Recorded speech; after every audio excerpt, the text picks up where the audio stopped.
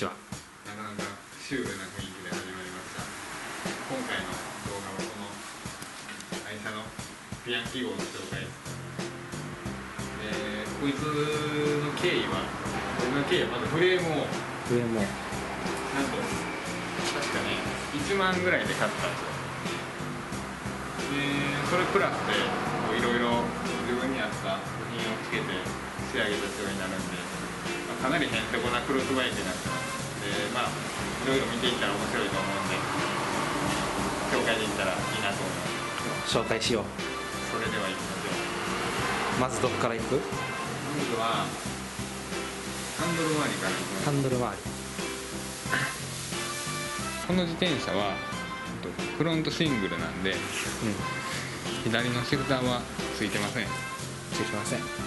で右はこのクラリスの8速のでレバーとシフターが一体型のタイプ使ってます。というのは一体型っていうのは普通やったらさこっちみたいにブレーキレバーだけとシフターが別々分かれてるね。これはもう一緒になってんの。くっついてる。そうこれが前のこっちにこれが前のブレーキ。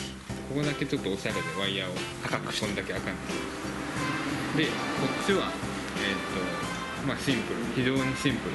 フロントの変速機がないんで、ブレーキレバーだけで、実は同じクラリスのレバー使ってるんやけど色が違う。そう時代が違いまして、こっちの方が多分新しいやつ、こっちが古いやつやねんけど、こっちが古い。モデル的には1個前で、若干こうアンバランスのとこはあるねんけど、そこはちょっと我慢してなってます。でこの自転車意外とめちゃめちゃ高いパーツっていうのは使ってなくて、こう8速で使いやすいような、だから壊れてもすぐ直せるように。そう8速やと部品も安いんで、そういう感じで組んでおります。でこのグリップもそんなに高くない。確か Amazon で2000円ぐらい。2000円ぐらいのグリッそうでエンドバーももうボロボロ。街乗り通勤快適仕様なんで、あんまりこういうとかも気にせず乗れるようになってます。意外とハンドルはそうやな、バズーカ。ちょっと見にくい。でここに GoPro のマウントが今ついてます。でステムになってくると、これステムがね異常に長くてですね、長いな。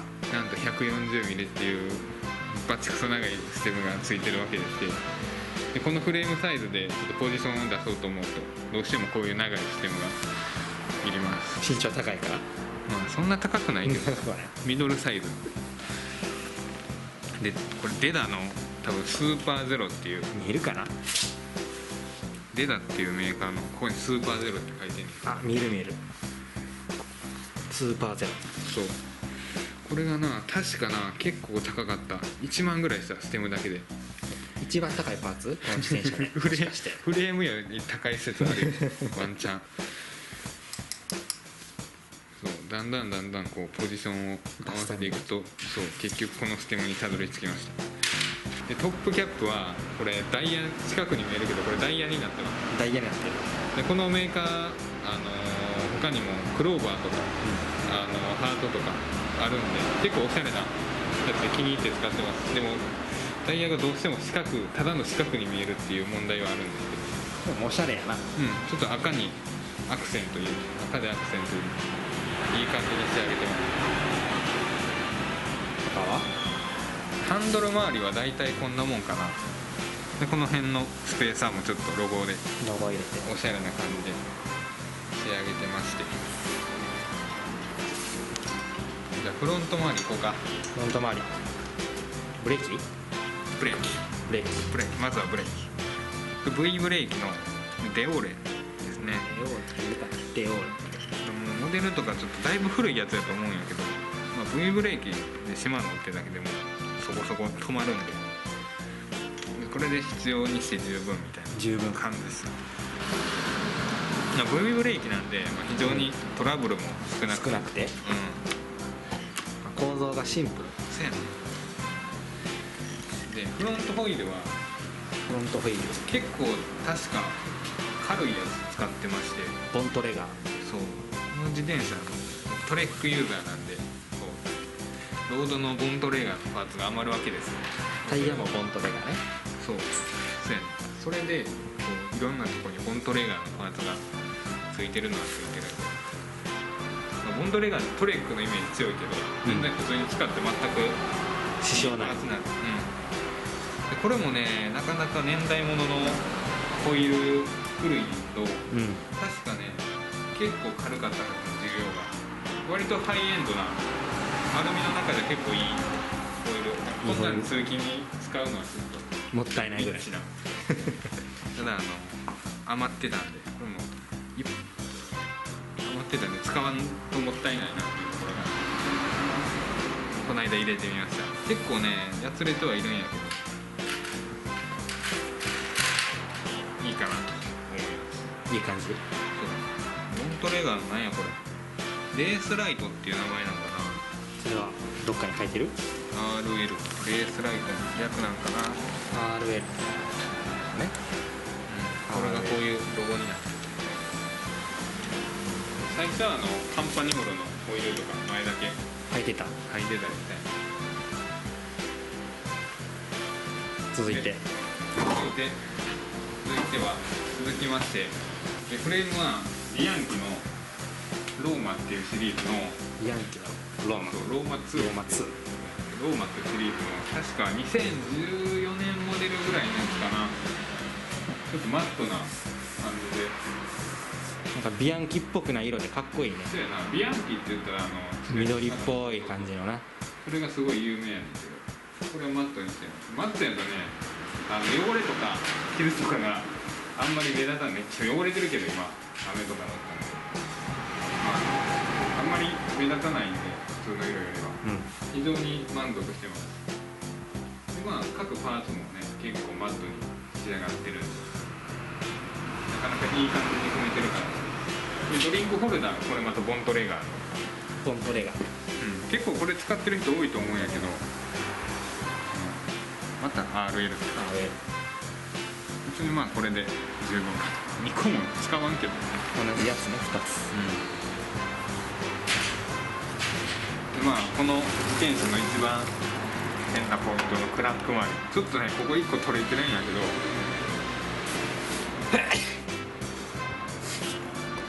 一番こう大事なクランク周りなんですけど、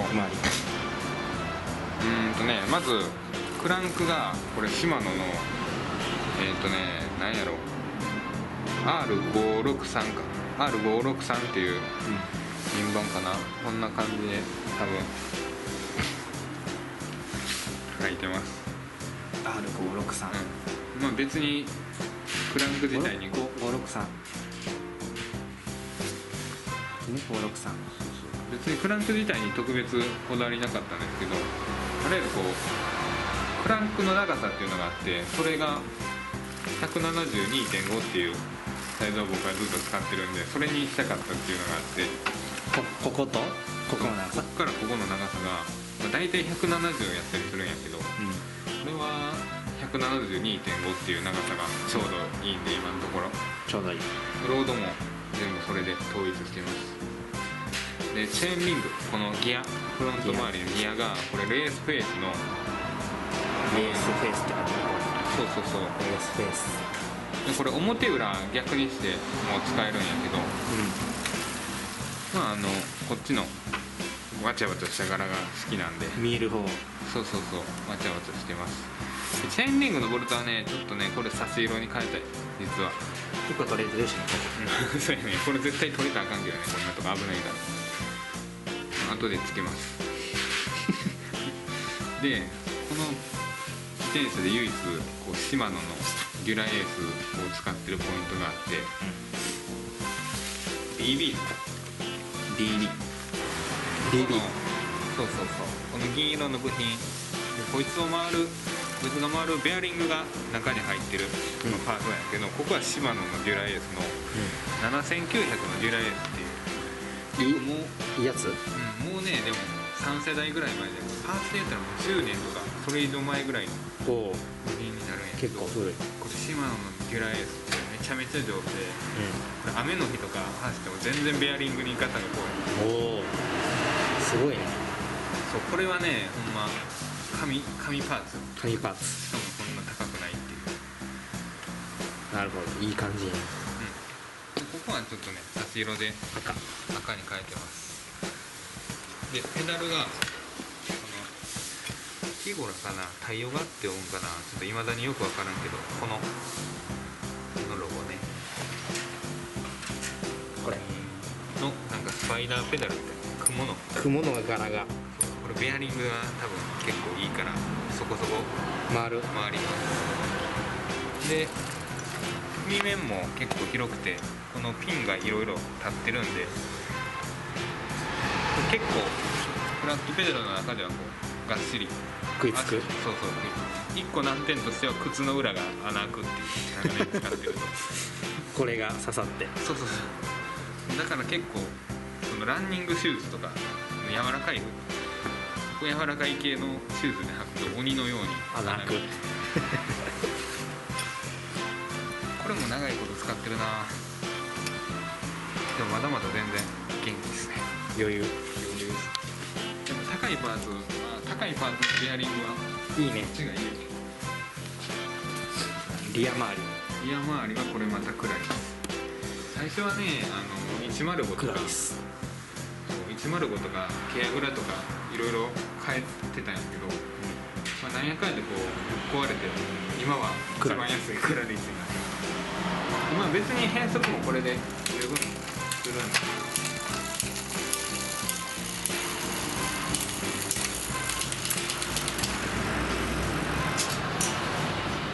全く問題ないですね。問題なく動くね。もちろんクラリスなんで8速のスクロケットがついてまして、で波数がね確か波数が確かねトップが11でローが30っていうサイズなんですよ。トップギアが11枚でローが 30？ 一番ちっちゃいギアの波数が11枚11枚で、一番大きいギアのサイズが30枚で、大体1128とかが多いんだよ。2030じゃなくて、これフロントシングルなんでちょっと軽めのギアが欲しいということで30枚そう30枚まで使って、32とかも欲しいんやけど、そこまで山とか行かないんでこの時点で30でいいやろうと。そうちなみになんですけど、このトップギアっていうかチェーンリングのサイが確か38とか38。これね分かる人は分かるんやけど、分かる人はだいぶマニアック。ギア比の計算とかこう割ったりしてこう求めんのよ、でそれで大体トップスピードとその一番低いスピードっていうのが出るから、それでこういうサイズを大きさ変えてギア比の調整してる。すごいね。でも車でも一緒やん、なんかファイナル変えてうんぬんみたいな、そんな感じをこれでできるっていう。そう変えるにはこういろいろチェーンの長さとかも考えなあかんので、リア周りはこれねフレームのエンド幅って言って、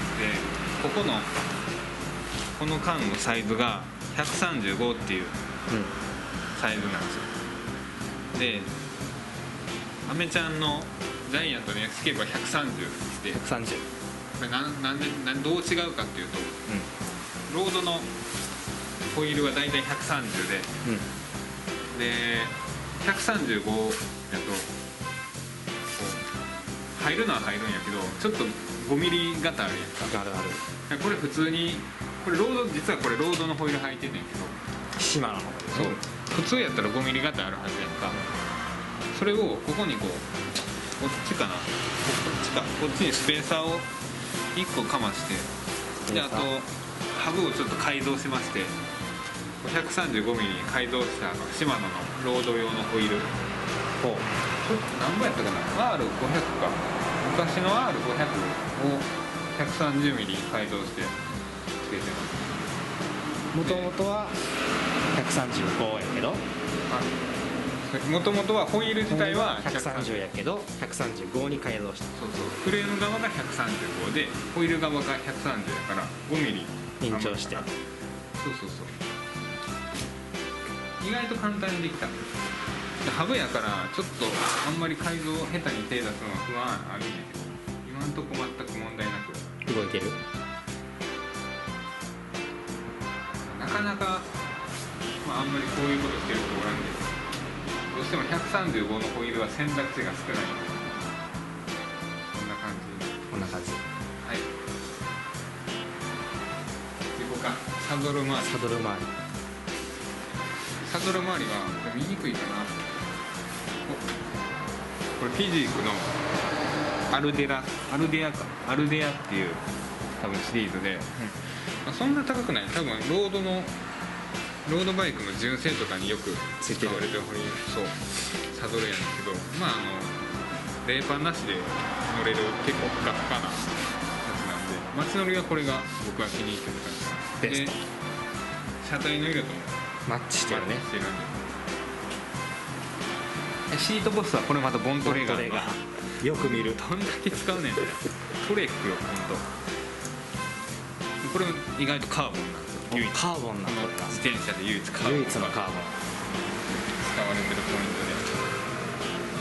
トで、若干振動吸収性にもこう貢献してるのかなっていう、あとサドルバッグ、これ用つけてるトピー、これ用つけてる用つけてるに、キャットアイのリアライト、これで夜も安全に走れます。でちょっとそのままつけたらたまに落ちるんで、実はここタイラップで固定して止めてる。そう、これで完全に落ちないように固定してるわけです。大体こんなもんですかね。全体から見るとなかなか手作り自転車にしてはまとまってるんじゃないですか。まとまってる。また気に入って乗ってる。もうね、長いですよ。4年5年ぐらい乗ってるんで。お、そんな乗ってるんや。何回いじり倒したら、いろんなパーツがこうなり。じゃあ次の自転車は？次の自転車行きますか。じゃあ次の自転車紹介に行きましょう。